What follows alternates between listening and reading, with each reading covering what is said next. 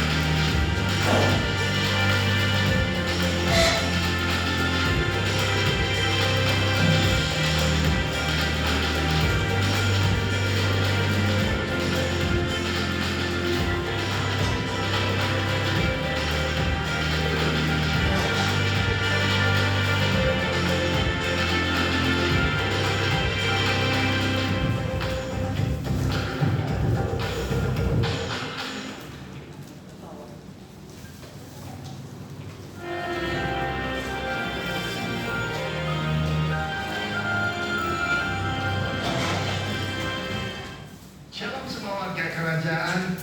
Hari ini kita akan belajar bagaimana mendidik anak.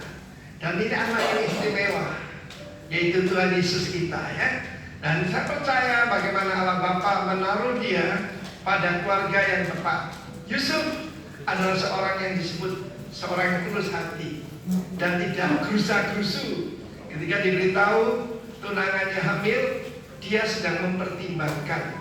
Dan malaikat menampakkan diri pada dia. Dan Maria selalu menyimpan perkataan di dalam hatinya.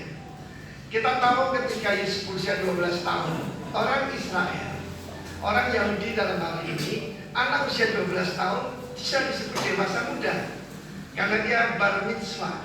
Sementara kita orang Asia, anak remaja dia tidak mengerti apa-apa.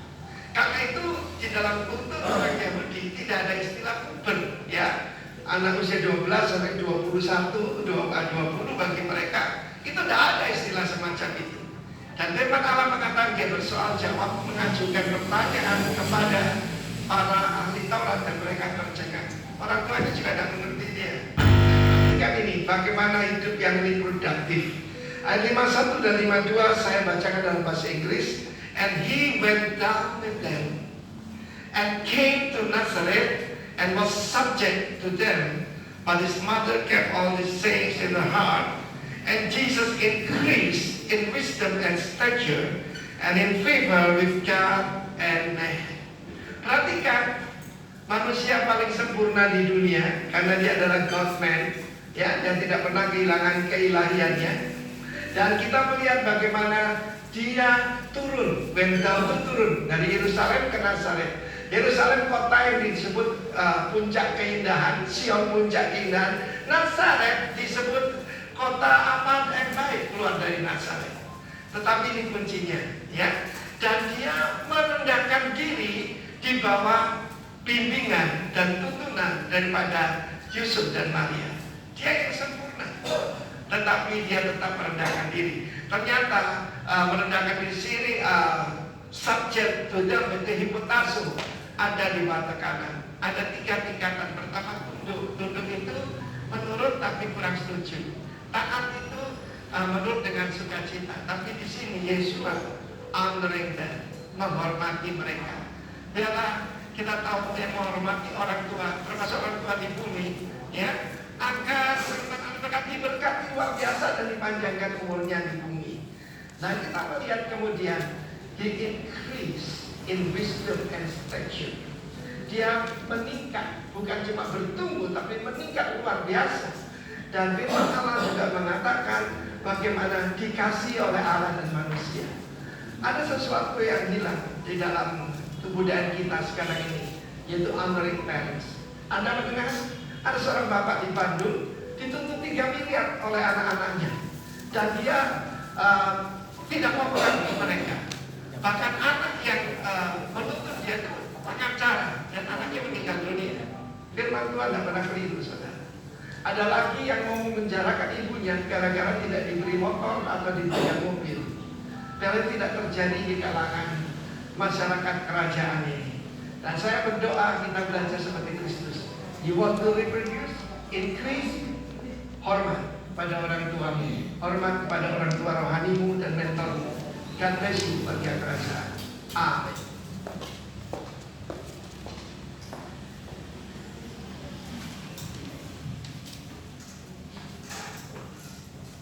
Shalom Bapak Ibu yang dikasihi oleh Tuhan. Pagi hari ini kita mau datang kepada Tuhan dengan hati yang rindu akan Tuhan, hati yang haus akan Tuhan. Siapakah yang boleh datang kepada Tuhan? Siapa yang boleh diam di gunungnya yang kudus, yaitu dia yang tidak bercela labunya dan yang melakukan keadilan. Tuhan berkata, kuduskanlah dirimu, sebab aku akan melakukan perbuatan yang ajaib di antaramu pagi hari ini. Amin. Mari kita mengalami Tuhan pagi hari ini, sebab Dia adalah Allah yang kudus, Allah yang layak kita tinggikan. Holy, holy, God Almighty.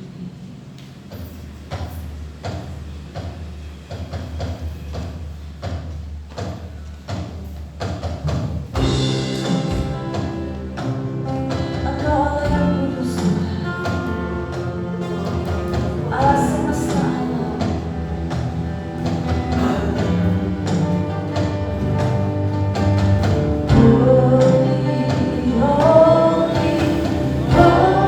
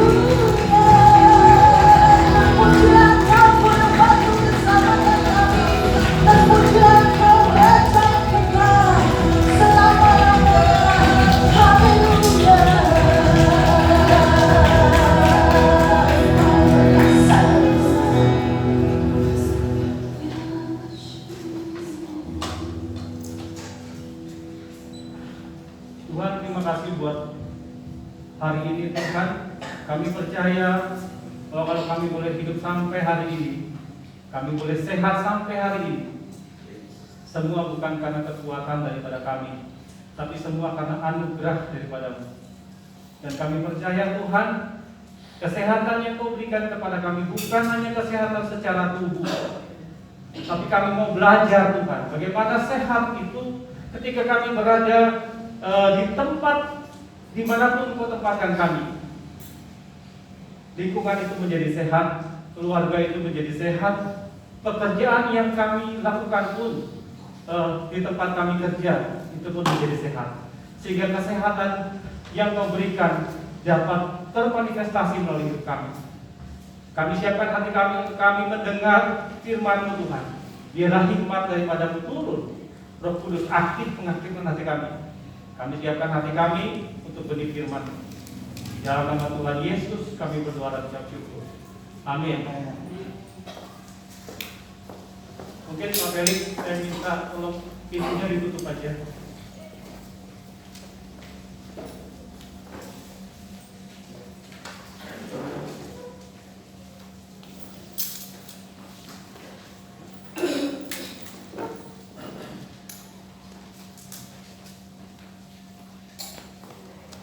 Tanpa terasa kita sudah masuk di bulan 2 di awal tahun ini. Ya, sekarang mungkin Sumbawa sudah mulai agak turun zonanya ya. Saya kemarin ikuti kepanitiaan di kampung karena ada acara. Nah, di situ dikatakan bahwa Sumbawa sudah mulai agak menurun. Kita bersyukur atas itu. Artinya kita sudah melewati fase zona merahnya Sumbawa, meskipun sekarang zonanya tidak juga menjauh dari merah, tapi sudah mulai berkurang. Nah, jadi kita mau belajar ya, bagaimana untuk kita bisa sehat, bukan hanya sehat secara fisik yang Tuhan berikan kepada kita sekarang, tapi sehat secara lebih umum lagi. Sesuai dengan tema di 2021 ini di bulan Februari adalah sehat, yang diambil daripada Titus 1 ayat 13. Saya tambahkan lagi di ayat 14, yaitu kesaksian itu benar, karena itu tegurlah mereka dengan keras. Ini ada kata tegurlah mereka dengan keras, supaya menjadi sehat di dalam iman. Ternyata teguran yang sehat, teguran yang keras itu bisa membuat kita sehat dari iman. Kenapa? Di ayat 14 alasannya. Dan tidak lagi mengindahkan dongeng-dongeng Yahudi. Dongeng-dongeng Yahudi yang dimaksudkan di sini adalah budaya, adat, kebiasaan, dan hukum-hukum manusia yang berpaling dari kebenaran. Nah, ini gunanya kita ditegur. Kalau kita lihat lagi di mengapa Paulus memberi pesan kepada Timotius untuk menegur jemaat di Kreta pada saat itu, ada dua alasannya, yaitu di ayat 10, karena sudah banyak orang Kreta yang hidupnya tidak tertib, terutama di kalangan orang bersunat. Orang bersunat ini siapa? Orang percaya yang sama seperti kita, dengan omongannya yang sia-sia dan menyesatkan pikiran mereka. Jadi kalau kita lihat di sini, Paulus memberi tugas kepada Titus untuk menegur mereka, karena mereka ini sudah membawa dampak buruk bagi kehidupan mereka sendiri. Dan yang kedua, yaitu jemaat di Kreta ini mengajarkan pengajaran palsu untuk mendapatkan keuntungan pribadi dan mengacaukan banyak keluarga. Jadi selain berdampak kepada diri mereka sendiri, ternyata mereka juga membawa satu pengaruh yang tidak baik. Apa yang mereka yakini secara manusia yang sudah menyimpang dari kebenaran firman, mereka ajarkan itu juga kepada orang lain. Sehingga dampaknya bukan hanya pada diri mereka sendiri, tapi juga pada orang lain dan keluarga. Inilah yang menyebabkan Paulus memberikan pesan kepada Titus untuk menegur orang-orang di Kreta. Nah, sekarang kita lihat secara Kamus Besar Bahasa Indonesia, apa itu teguran? teguran itu adalah ajakan bercakap-cakap. Jadi kita diajak bercakap-cakap ya. Kemudian sapaan itu teguran. Yang kedua artinya celaan, kritik atau ajaran. Yang ketiga peringatan. Peringatan itu bisa dalam bentuk personal atau keadaan. Nah, sekarang kita fokus kepada yang ini, yang ketiga, peringatan. Bisa nggak kita katakan bahwa COVID ini sebagai suatu peringatan yang Tuhan buat atau Tuhan izinkan terjadi untuk kebaikan kita? Kira-kira bisa ya? Masih bisa dimasukkan di situ ya. Nah, sekarang kalau teguran ini terjadi, tentu yang diharapkan adalah sehat. Definisi sehat menurut KBBI adalah yang pertama, baik secara tubuh serta bagian-bagiannya. Jadi secara tubuh manusia, kemudian mendatangkan kebaikan pada tubuh, kembali kepada tubuh lagi, dan sembuh dari sakit. Artinya apa? Tubuh. 1, 2, dan 3 ini berhubungan dengan tubuh. 4, 5, 6, 7. Yang keempat itu baik atau normal. Jadi kalau kita bilang sehat, kita tidak bisa bilang juga tubuh, tapi kalau kita juga perusahaan itu sehat apa tidak? Kita bisa dari situ kan? Organisasi itu sehat apa tidak? Gereja itu sehat apa tidak? Komunitas itu sehat apa tidak? Itu juga bisa diartikan secara sehat. Nah, itu yang keempat, baik atau normal. Yang kelima, bisa dipercaya atau masuk akal. 6, berjalan dengan baik. Ya, kita tidak usah terlalu banyak bahas di sini ya. Kita langsung loncat saja. Intinya adalah sehat itu bersumber dari tubuh, jiwa, dan roh yang sehat. Dimulai dari kita. Tubuh, jiwa, dan roh kita sehat. Kemudian baru berdampak kepada pertama diri kita sendiri. Yang kedua, pasangan kita yang terdekat. Kemudian keluarga kita, hubungan kita dengan anak-anak, hubungan kita dengan keluarga yang lain, dan sebagainya. Kemudian komunitas. Kemudian tempat kita bekerja atau pekerjaan, dan masyarakat. Jadi sehat bersumber dari kita, tubuh, jiwa, dan roh. Kemudian baru berdampak kepada yang lain. Nah, kita lihat contohnya ini. Adolf Merkel ini adalah orang kaya, seorang milioner asal Jerman yang setiap harinya ia selalu bekerja keras dan mempunyai banyak perusahaan. Tapi pandemi di tahun 2020 menyebabkan Jerman harus lockdown. Semua usaha tutup. Orang yang setiap harinya dari pagi sampai pagi dia kerja, pulang rumah hanya tidur, mungkin kemudian dia kerja lagi, pikirannya hanya bekerja. Bagaimana menghasilkan sesuatu, kekayaan untuk mungkin cita-citanya bagus supaya dia meninggalkan sesuatu yang bagus, yang banyak, harta yang banyak kepada anak-anaknya. Tapi apakah sehat? Ternyata ketika dia pulang di rumah, lockdown menyebabkan dia harus ada di rumah. Orang seperti ini, ketika dia diam di rumah dengan tingkat stres yang tinggi, yang pertama pasti dia minta dilayani, minta dihargai, minta dimengerti. Ini tidak didapati di rumahnya. Sebab rumahnya melihat dia menjadi orang yang sangat aneh, yang isinya hanya marah-marah. Jadi keluarganya mungkin berpikiran lebih bagus kamu kerja saja di rumah daripada kamu ada di rumah. Membuat dia menjadi seorang yang frustasi dalam hidup. Kemudian dia memutuskan, karena ia tidak kuat, dia memutuskan untuk bunuh diri. Pelajaran yang kita bisa dapat dari sini, mungkin kita punya usaha, kita curahkan seluruh hidup kita untuk usaha kita, tapi kita tidak bangun hubungan dengan keluarga kita. Itu juga tidak menjadi sehat. Pandemi mengharuskan kita bekerja dari rumah. Ini adalah suatu teguran atau peringatan untuk kita memperbaiki rumah kita terlebih dahulu. Tidak masalah rumah kita punya masalah sekarang.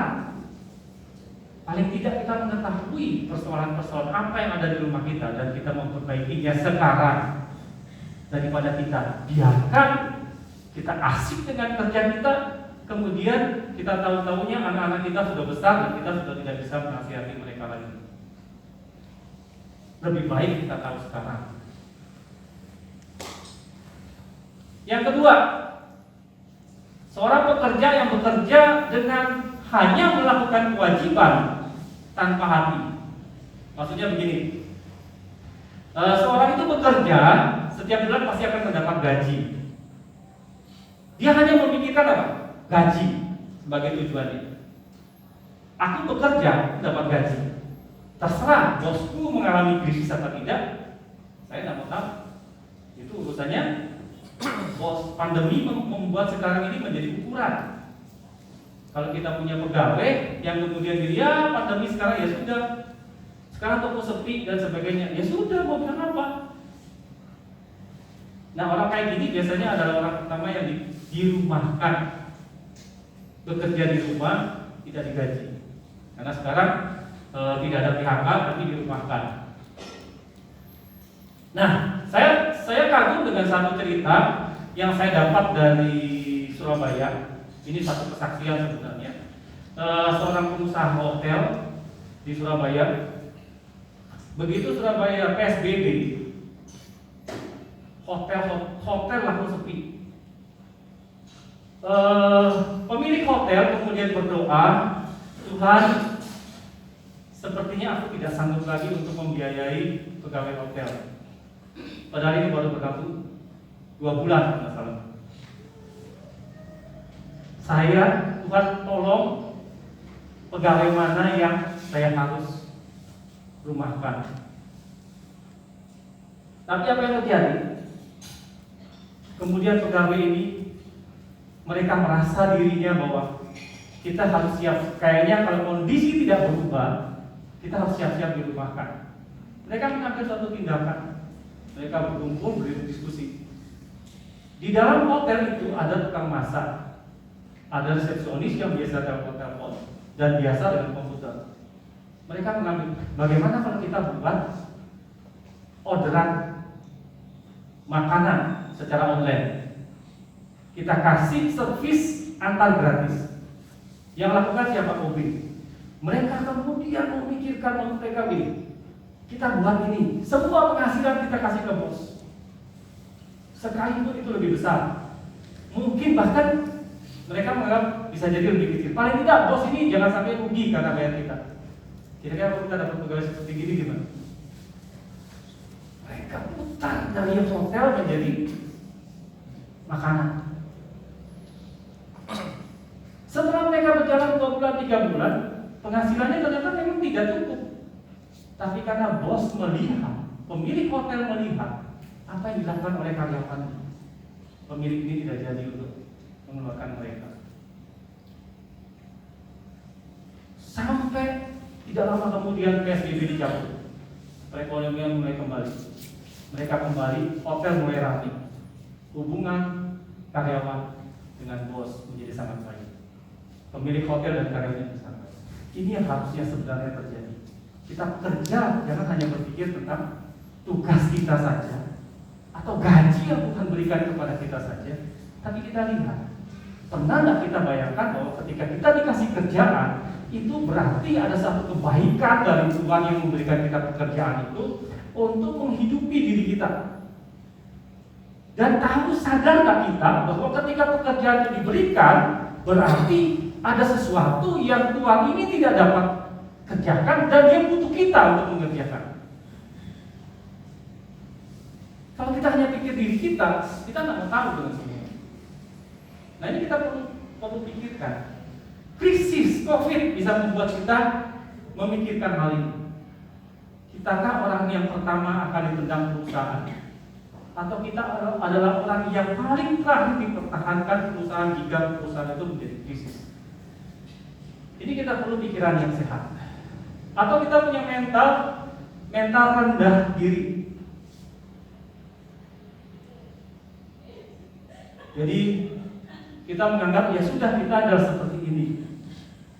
Saya sudah berusaha, tapi kayaknya nggak bisa. Lebih bagus saya mengharapkan bantuan dari orang lain. Kalaupun berdoa, doanya hanya begini, Tuhan, tolong kirimkan orang yang hari ini memberkati saya. tidak pernah meminta untuk Tuhan beri saya kemampuan, beri saya kreativitas untuk saya dapat bekerja atau menghasilkan sesuatu. Tapi selalu menuntut, meminta-minta untuk diberkati, untuk diberikan pertolongan. Orang seperti ini sudah terbiasa dengan krisis. Dia tidak merasakan krisis. Karena sudah terbiasa hidup dalam krisis. Tapi ia selalu mengatakan, ya ini nasib. Kalau saya sakit, kenapa ya tidak ada yang jenguk saya? Kenapa ya tidak ada yang perhatikan saya? Kenapa saya tidak dilayani? Kenapa? Tidak pernah berusaha untuk kemudian menyadari bahwa ada Tuhan dalam hidupnya dan Tuhan tidak pernah yang namanya putus asa. Kemudian kita lihat ini, Nick Vujicic, seorang yang dilahirkan dengan tidak mempunyai tangan, tidak mempunyai dua tangan dan tidak mempunyai dua kaki, kalaupun ada hanya sendiri. Tapi dia sudah punya prinsip. Saya tahu dan saya yakin benar bahwa Tuhan tidak pernah salah dalam buat saya. Nah, sekarang kita mau pelajari ini. Kita mau pelajari ini ya. Sehingga judul tema firman sebelumnya ini, saya mau kasih tahu, sehat secara rohani menurut Alkitab adalah sumbernya terpancar dari dalam. Kalau kita bilang Nick Vujicic tadi tidak punya kaki dan tidak punya tangan. Sehatnya dia bagaimana? Dari dalam. Sehat rohani menurut Alkitab sumbernya itu dari dalam. Itu ada di Amsal 4 ayat 23. Jagalah hatimu dengan segala kewaspadaan, karena dari situ terpancar kehidupan. Kehidupanmu itu bukan dari luar, tapi dari dalam hati. Karena disitulah Tuhan berkata di dalam hidupmu. Matius 15 ayat 19. Karena dari hati timbul segala pikiran jahat, pembunuhan, persinahan, percabulan, pencurian, sumpah palsu dan hujat. Semua dari dalam. Yakobus 5 ayat 16a, karena itu hendaklah kamu saling mengaku dosa dan saling mendoakan supaya kamu sembuh. Artinya dosa itu dapat dikatakan bahwa kita tidak sehat.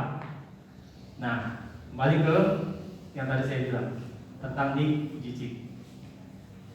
Kita tidak fokus ke Nick Vujicicnya ya, tapi kita mau melihat bagaimana Tuhan bekerja dalam hidup kita, sekalipun kita tidak sempurna. Mungkin kita sudah salah, mungkin kita sudah rusak, mungkin kita sudah tidak baik di hadapan Tuhan. Tapi kita lihat, kita belajar. It's okay to not be okay. Tidak apa-apa untuk tidak baik-baik saja. Kita ambil dari Yeremia 18 ayat 3 sampai 6. Kita baca sama-sama ya. Lalu pergilah aku ke rumah tukang periuk, dan kebetulan ia sedang bekerja dengan pelarikan. Apabila bejana yang sedang dibuatnya dari tanah liat di tangannya itu rusak, maka tukang periuk itu mengerjakannya kembali menjadi bejana lain menurut apa yang baik pada pemandangannya. Kemudian datanglah firman Tuhan kepadaku, yaitu Yeremia, bunyinya, masakan aku tidak bertindak kepada kamu seperti tukang periuk ini, hai kaum Israel? Demikianlah firman Tuhan, sungguh seperti tanah liat di tangan tukang periuk, demikianlah kamu di tanganku, hai kaum Israel. Nah, mari kita perhatikan baik-baik di ayat 4. Intinya di ayat 4 ini dikatakan apa? Pertama, dikatakan rusak. Rusak tidak di tangan yang lain, tapi di tangan Tuhan. Apabila bejana yang dibuatnya dan tanah liat di tangannya itu rusak, kapan kita rusak di tangan Tuhan? Saat kita percaya Tuhan, kita serahkan hidup kita kepada Tuhan, ternyata bisa tidak kita rusak? Bisa tidak kita rusak? Sangat bisa, karena itu apa? Semua keputusannya kita. Nah, kemudian apa yang dilakukan oleh tukang periuk itu? Tukang periuk itu mengerjakannya kembali. Dia kerjakan kembali. Dia tidak buang. Dia kerjakan kembali. Ini yang menjadi fokus kita. Dia mengerjakan kembali menjadi bejana lain menurut apa yang baik pada pemandangannya. Jadi yang sering terjadi miskomunikasi antara kita dengan Tuhan ketika kita dibentuk kembali adalah kita mau pakai pandangan kita, tapi sebenarnya di sini dikatakan menurut pandangan menurut pandangan Tuhan. Mana yang lebih tahu diri kita? Kita sendiri atau Tuhan? Mana yang lebih tahu? Saya pikir Tuhan lebih tahu tentang diri kita. Kenapa kita tidak lebih tahu diri kita? Karena kita selalu melihat yang baik dari kita, dan kita jarang melihat yang jahat dari kita. Dan kita sembunyikan sifat-sifat jahat dari kita dengan berbagai cara. Tuhan tidak mau itu terjadi. Oke, kita bahas satu-satu. Yeremia 18 ayat 4, rusak. Itu dari kata Ibrani sakar, memiliki arti kotor dan busuk. Artinya bagian luar kita bisa kelihatannya baik, tapi yang ada di dalam kita ini busuk dan kotor. Allah waktu menciptakan kita baik enggak? Dia menciptakan kita menurut rupa dan gambar Allah. Artinya kita barang berkualitas baik atau barang yang kotor dan rusak? Barang yang kualitasnya baik. Kemudian kenapa kita rusak? Kenapa kita kotor dan busuk? Karena ada dosa dalam hidup kita. Yang kedua, arti kata rusak yaitu tidak murni dan tidak jujur. Hidup penuh kepalsuan dan dusta. Satu kali kita berbohong, untuk menutupi kebohongan, kita akan tutupi dengan satu kebohongan lagi. Kita tutupi lagi dengan satu kebohongan lagi, membuat kita semakin lama menjadi seorang pembohong. Tidak pernah ada kejujuran dalam hidup kita. Kalau kita tidak ingin keluar dari situ. Dan rusak itu jahat, artinya ketiga jahat. Kemudian mengerjakan, itu dalam bahasa Ibrani-nya asal, memiliki arti Tuhan harus mengeksekusi hati kita. Mengeksekusi itu apa? Mengeksekusi itu berarti harus diobrak-abrik.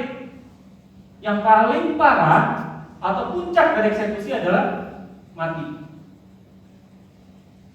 Tuhan mau mengeluarkan apa yang ada dalam hati kita. Apakah harta kita dalam hati kita akan dieksekusi oleh Tuhan? Dia buat harusnya yang ada dalam hati kita ini hanya Tuhan sendiri. Apakah yang ada dalam hati kita ini keluarga kita, orang yang paling kita kasih lebih daripada Tuhan? Tuhan akan kikis itu semua. Atau hobi kita, kesenangan kita, tabiat yang kita pelihara, itu akan Tuhan eksekusi. Karena tidak mungkin dengan segala hidup kita yang kotor dan busuk, ketidakmurnian dan ketidakjujuran dan sifat jahat kita bisa memuliakan Tuhan. Ini yang Tuhan perlu eksekusi kita. Mengerjakan arti yang kedua yaitu menempa. Asa itu yang kedua artinya menempa. Menempa itu seperti ini. Dipukul berulang-ulang dengan sangat keras. Kalau tanah liat itu diambil dipukul, sakit nggak? Bukan dilus ya, tempa. Nah, ini sakit kondisinya. Sampai apa yang ada, kotoran yang keras dalam hidup kita, kotoran-kotoran yang tidak murni dalam hidup kita itu keluar. Itu guna penempaan. Nah ini yang nanti akan membuat kita menjadi sehat. Keputusan semua di tangan kita. Ada orang yang kemudian berteriak, Tuhan aku tidak mau. Tuhan Engkau mengerjakan aku dengan sangat-sangat tidak enak, sangat menyiksa Tuhan. Sakit. Kenapa aku yang harus kamu rubah? Kenapa tidak orang itu? Kenapa kamu buat aku berbeda dengan orang lain padahal dosanya dia atau rusaknya dia lebih daripada aku? Kita kembali lagi pada tukang periuk akan membuat bejana. Ketika kita rusak, dia akan membuat kita menjadi bejana baru menurut pandangannya dia, bukan pandangannya kita. Nah, sekarang bagaimana kita berespon terhadap kita perlu tahu dulu untuk apa Tuhan mengerjakan kita yang rusak. Paling gampang Tuhan apa? Buang kita, abaikan kita. Tapi untuk apa sih Tuhan mengerjakan kita lagi? Yang pertama, Tuhan sangat mengasihi kita. Itu yang kita perlu tahu. Yang kedua, Tuhan ingin rohani kita sehat kembali. Kita punya cerita yang harusnya kita mengerti. Tuhan tidak pernah punya usaha untuk menyelamatkan dan memperbaiki Lucifer. Tapi Tuhan mau memperbaiki kita. Sekalipun kita bisa mungkin kita bisa lebih jahat dari Lucifer. Yang kedua, Tuhan ingin rohani kita sehat kembali. Artinya, gambar dan rupa Tuhan itu tetap melekat kepada kita lagi. Itu gunanya. Itu gunanya Tuhan mengerjakan kita. Yang ketiga, Tuhan ingin menjadikan kita saluran berkat menjadi dalam hidup kita. Saluran berkat Tuhan melalui hidup kita. Kan dia yang bentuk, dia yang sesuaikan dengan keperluan ya. Nah, keputusan apa yang harus kita ambil saat kita sedang dikerjakan oleh Tuhan? Ketika Tuhan sedang mengerjakan hidup kita. Yang satu, kita harus memiliki pengetahuan yang benar tentang Tuhan. Pastinya dengan merenungkan firman Tuhan dan hidup dalam KM, kita bisa mengenal banyak tentang Tuhan. Kalau kita kenal Tuhan, kita tahu Tuhan itu pengasih. Tuhan itu merancangkan masa depan yang gilang gemilang. Tuhan tidak pernah merancangkan kecelakaan kepada kita. Kalau Ia tempa kita sekarang dengan kondisi terburuk sekalipun, seperti yang Ia izinkan pada Ayub mengajarkan kita untuk apa? Kita mau tetap lihat Tuhan. Karena apa yang kita pelajari, apa yang kita kenal tentang Tuhan, itu yang membuat kita bertahan tentang Tuhan. Makanya dikatakan kemerdekaan, kebenaran dan kemerdekaan dan kebenaran itu, kebenaran yang kita ketahui itu akan memerdekakan kita. Kemudian yang kedua, keputusan apa yang kita harus ambil saat kita sedang dikerjakan oleh Tuhan atau Tuhan sedang mengerjakan kita. Yang kedua, memiliki respon hati yang benar. Dengan mengevaluasi diri kita mengenai apakah hidup kita kotor. Apakah hidup kita kotor dan busuk? Kelihatan dari luar bagus tapi dalamnya bobrok. Apakah hidup kita murni kepada Tuhan atau kita sedang tidak jujur di hadapan manusia dan Tuhan? Yang ketiga, apakah ada hal-hal yang jahat dalam hidup kita? Kita belajar untuk mengoreksi diri kita dulu, evaluasi diri kita dulu. Kenapa Tuhan berbuat ini kepada kita? Kenapa kok rasanya penempaan Tuhan itu begitu sakit dalam hidup saya? Ternyata Dia sedang menghilangkan karakter saya. Dia sedang menghilangkan trauma saya. Dia mau menghilangkan ketakutan yang ada pada diri saya. Dia mau menghilangkan ketergantungan saya dan sebagainya. Kalau kita punya respon hati yang benar dengan mengevaluasi, tentu kita akan siap dengan semuanya. Yang ketiga yaitu berserah kepada Tuhan. Artinya siap dan tahan menderita tanpa mengeluh. Apalagi menyalahkan pihak lain atau membandingkan hidup kita dengan orang lain. Berserah yang kedua berarti tetap percaya kepada Tuhan. Sebab penempaan atas diri kita bukan berdasarkan pada cara pandang kita, tetapi berdasarkan pada cara pandang Tuhan. Tuhan lebih tahu tentang hidup kita, dan ketika Tuhan mau menempa kita, mau mengerjakan kita kembali, Dia sedang merancangkan satu masa depan yang lebih baik, yang lebih hebat dari yang sekarang kita sedang alami. Kalau kita tidak mau, itu akan lewat. Keputusan ada di tangan kita. Dan ini yang terjadi. Nick Vujicic umur 12 tahun, dia berusaha untuk bunuh diri karena dia pun menyesal. Dia mengutuki Tuhan. Mungkin dia tidak bahasanya bukan mengutuki. Dia menyalahkan Tuhan. Kenapa Tuhan melahirkan?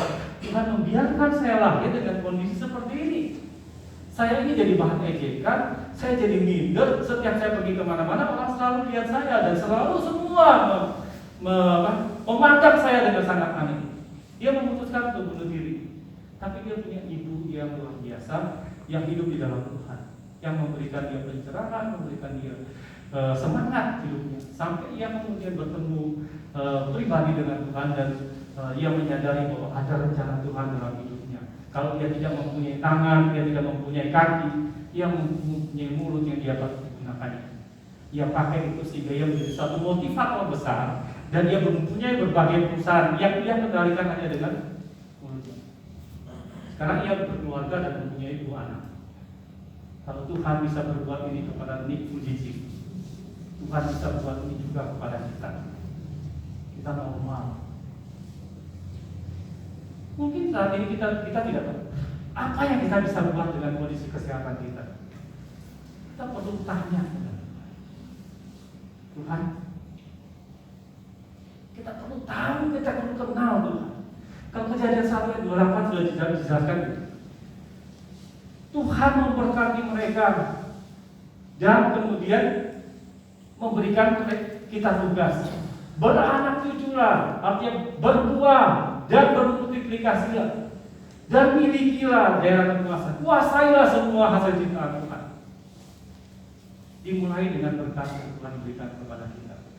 Berkat itu yang membuat kita dapat melakukan, menaklukkan semuanya. Adakah berkat dalam hidup kita? Kita perlu kejar itu supaya kita sehat. Jadi itu saja yang bisa saya sampaikan. Kalau kita mau sehat, tubuh dan jiwa, roh kita harus kembali kepada kebenaran firman dan temukan apa yang mau Tuhan buat dalam hidup kita. Tuhan Yesus memberkati.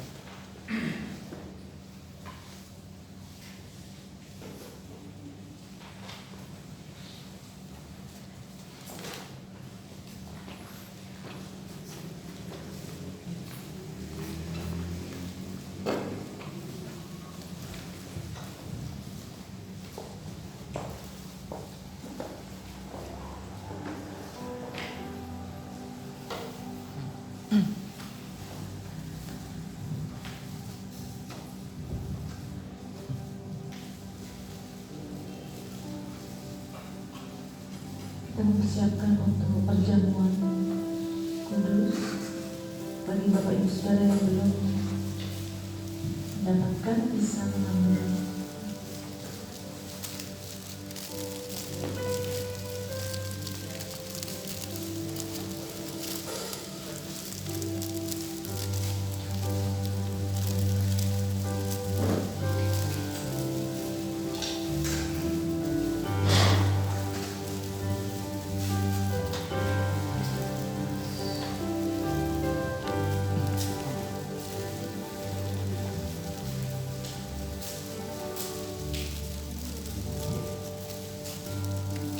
Kuasa-Mu telah besar, Tuhan bukan biasa, tak pernah melanggar janji-Mu yang Tuhan, penolong hidupku.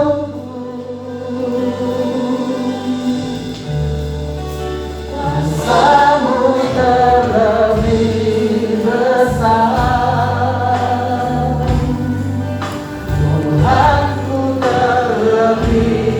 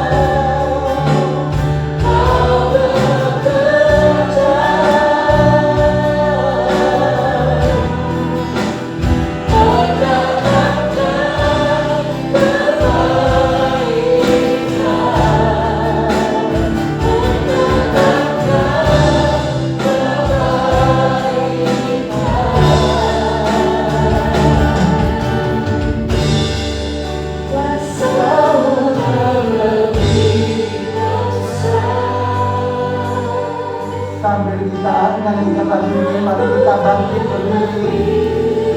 Kita siapkan diri kita untuk perjamuan kudus. Katalah janji-Mu ya Tuhan, tolong hidupku.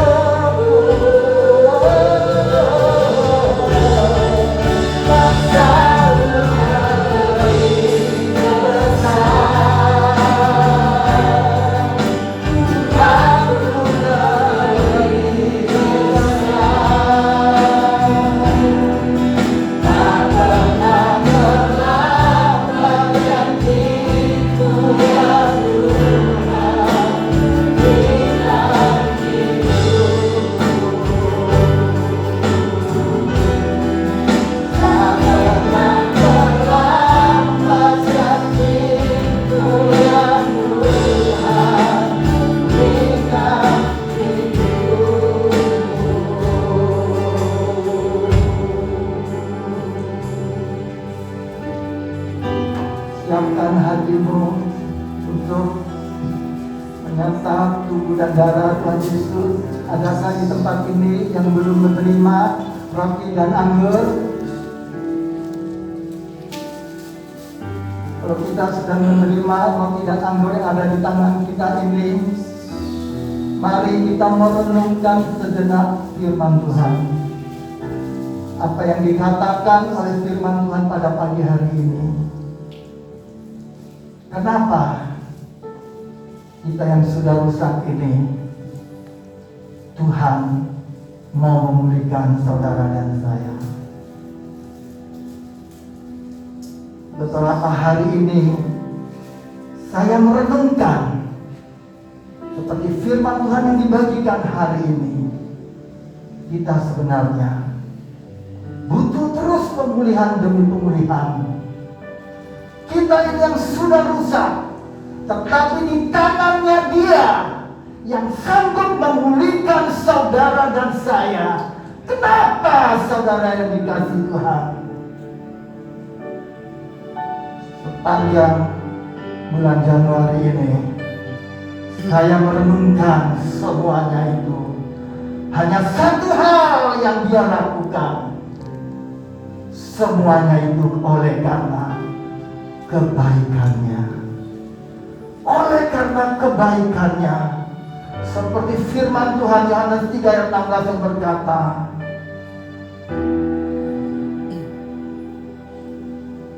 Dia mengasihi dunia ini. Bapa mengirimkan putranya karena Dia mengasihi saudara dan saya.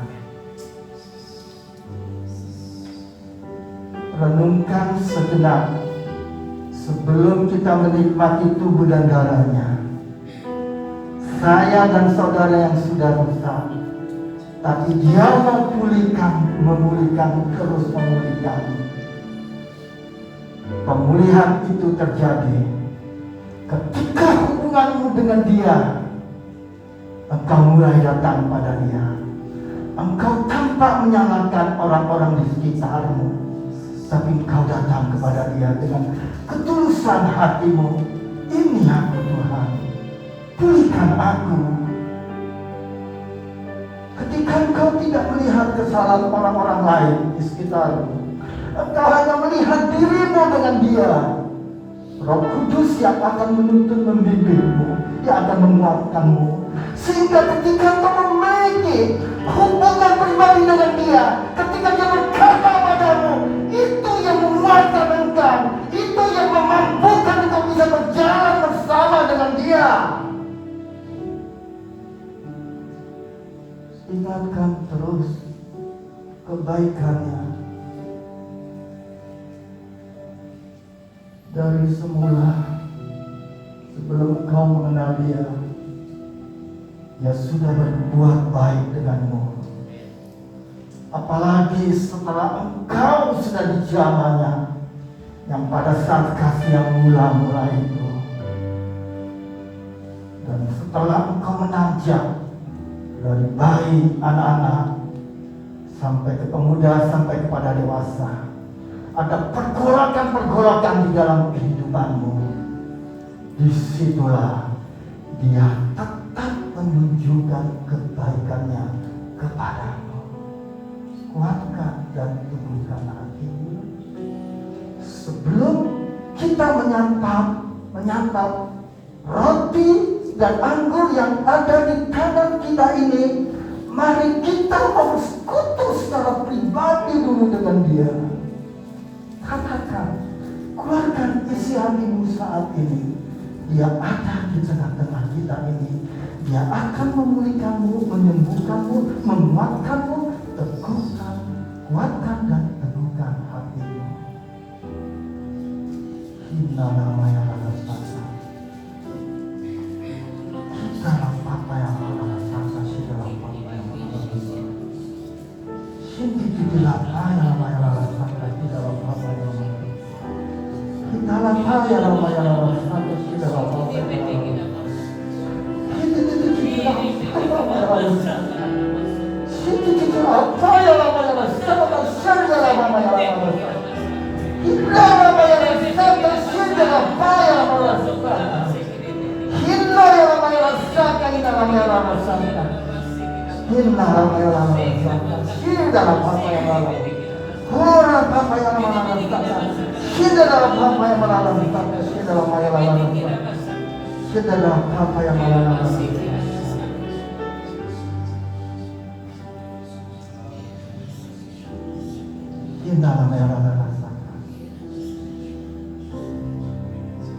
Aku mengasihimu. Kuatkan dan teguhkan hatimu. Angkat roti yang ada di tangan kanan kita ini, angkat tinggi. 2000 tahun yang lalu tubuhnya tercabik-cabik. Dia melakukan semuanya itu sampai di atas Kalvari. Semuanya itu dia lakukan karena kebaikannya,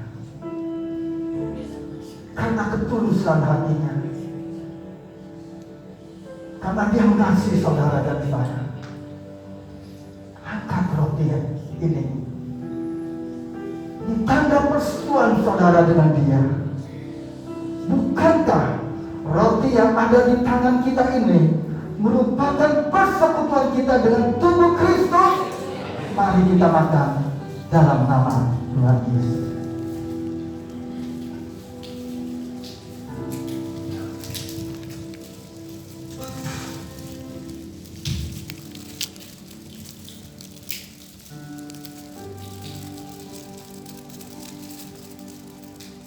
Angkat anggur cawan yang ada di tangan kita ini.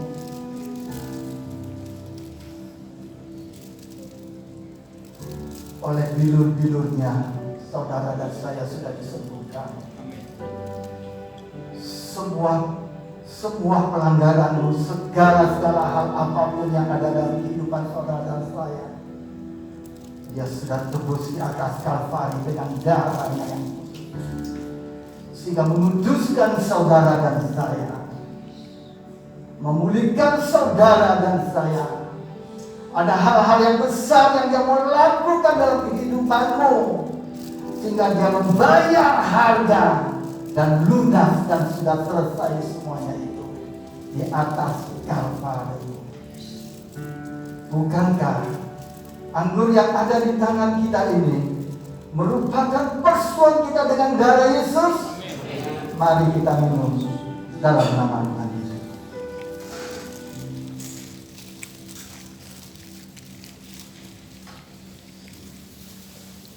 Angkat suaramu, sembah Dia.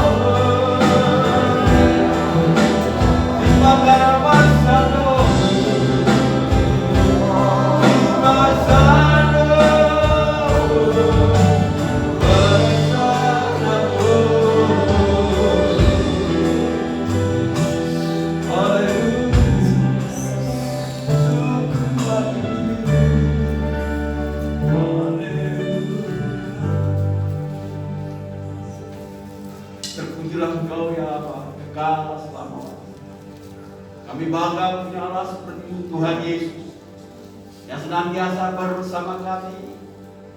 Terima kasih firman-Mu yang sudah Kau sampaikan kepada kami pagi hari ini.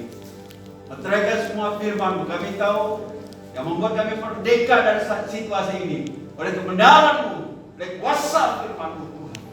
Roh Kudus mampukan kami untuk kami mampu melewati hari-hari kami. Namun satu hal yang kami tahu persis bahwa Engkau Tuhan ada bersama kami. Terima kasih Bapa di surga. Bahkan malaikat-Mu senantiasa menjaga keluar masuk kami. Kami bersyukur pribadi lepas pribadi, keluarga lepas keluarga, bahkan bangsa kami melihat campur tangan Tuhan itu luar biasa di hari-hari ini. Apapun yang tersembunyi hari-hari ini, singkat semuanya, dibuka semuanya. Yang jahat Tuhan buat sesuatu. Terima kasih pemerintahan kami. Hikmat-Mu nyata atas mereka. Terus Tuhan lakukan apa yang Kau mau buat bangsa kami. Kami sebagai umat pilihan-Mu, kami tak berdiri di hadapan-Mu, berdoa buat bangsa kami yang kami cintai Indonesia ini.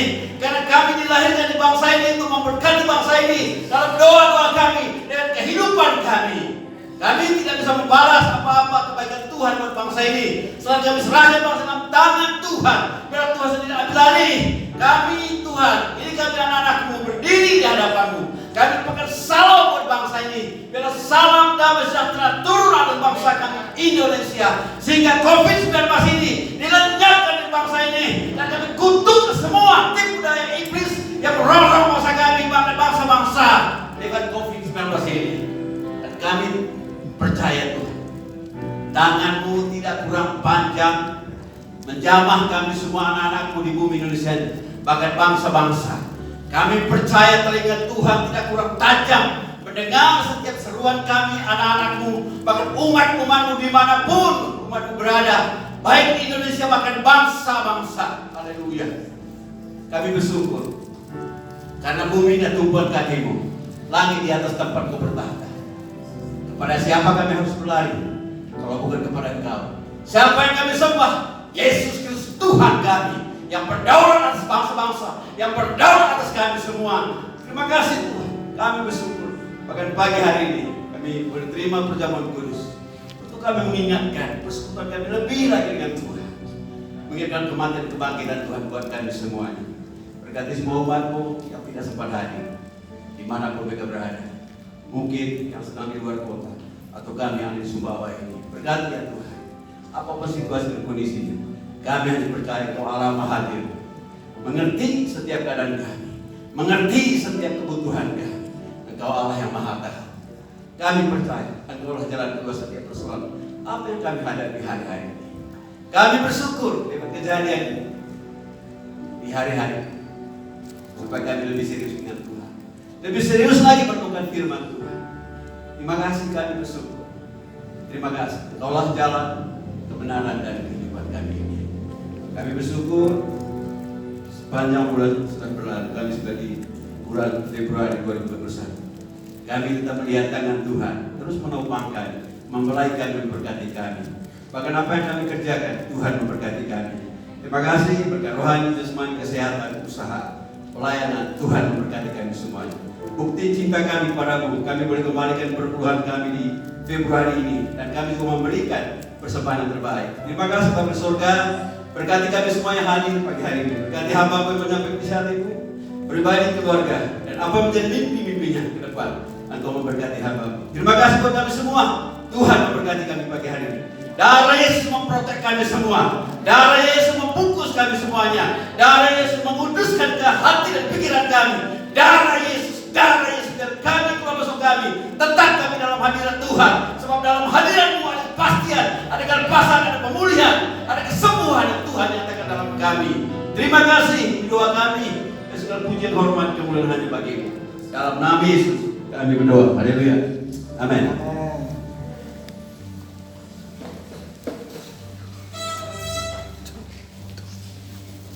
Shalom, Bapak Ibu, saudara-saudara. Kasih Tuhan. Selamat datang kembali ibadah bersama-sama dengan kita di tempat ini, memuji memuliakan nama Tuhan, dan selamat datang Ibu Gembala. Sudah lama tidak bersama kita di tempat ini. semua dalam keadaan sehat. Dan pengumuman untuk kita minggu depan, kita tetap kembali menempati tempat ini untuk berkumpul bersama memuji memuliakan nama Tuhan. Dan itu saja pengumuman untuk kita hari ini. Tuhan Yesus memberkati. Mari saya undang jemaat bagi berdiri. Dan sepanjang minggu ini Yesus memegang tangan kita. Amin. Yesus pegang erat tanganku, ku tak dapat hidup di luar kasih-Mu. Bahkan jangan tinggalkan aku, Engkau alasan selamaku hidup. Yesus pegang, Yesus pegang erat tanganku, ku tak dapat hidup di luar kasih-Mu. Bahkan jangan tinggalkan aku, Engkau alasan sama. Sekali lagi, Yesus pegang erat tanganku. Yesus pegang erat tanganku, ku tak dapat hidup di luar kasih-Mu. Bahkan jangan tinggalkan aku, Engkau alasan selamaku hidup. Engkau alasan selamaku